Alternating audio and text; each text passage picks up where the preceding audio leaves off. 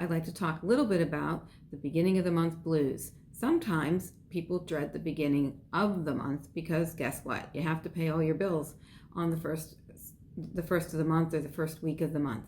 That would include your rent, your car payment, your electric bill, all these various and sundry things that we need to pay to keep our lives rolling through the month and keeping a roof over our head, etc., etc. And sometimes, if we've overspent the months before or just things are getting on top of us, it could be a little bit tight and cause us some, worry, or it's just a hassle and we just don't like doing it because it's maybe a little bit boring and it's one of those things we don't really like to think about. And I know how that can be. I've had some tight times during my divorce where, really getting through to the end of the month and getting ready to pay the next month's bills was always a little bit of a push while I was still, trying to pay for the court case and everything else. So I understand how stressful it really can be because I've lived it.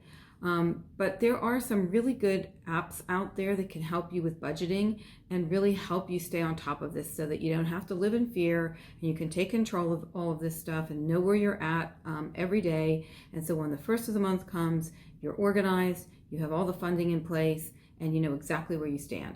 So I think that knowledge is power, and power is control, and control means you don't have any fear, and you're not going to be dreading this monthly exercise that we all have to go through.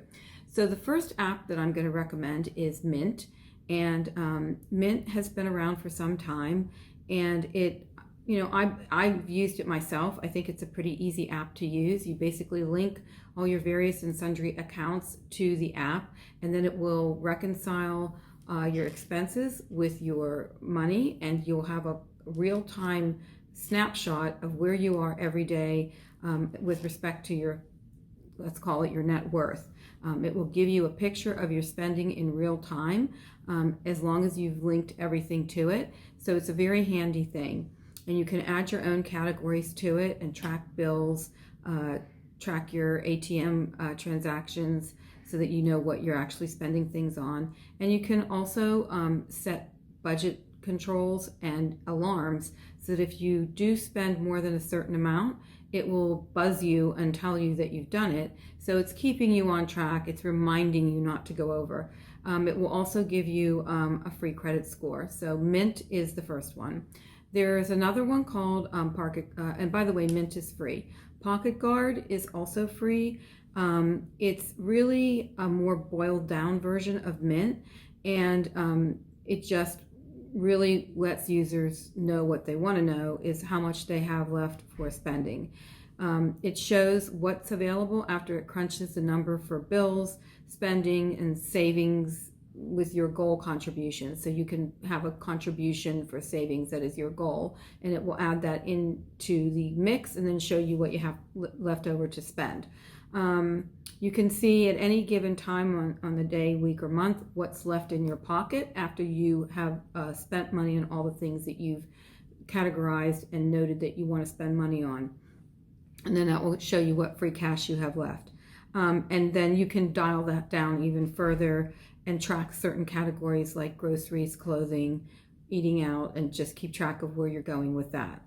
There's another app called You Need a Budget, which it does cost $7 a month, but it's a budget that takes a somewhat unique approach to the traditional app budgeting, and it allows you to base your budget on your actual income. And so what it does is it gives every dollar in your budget a job.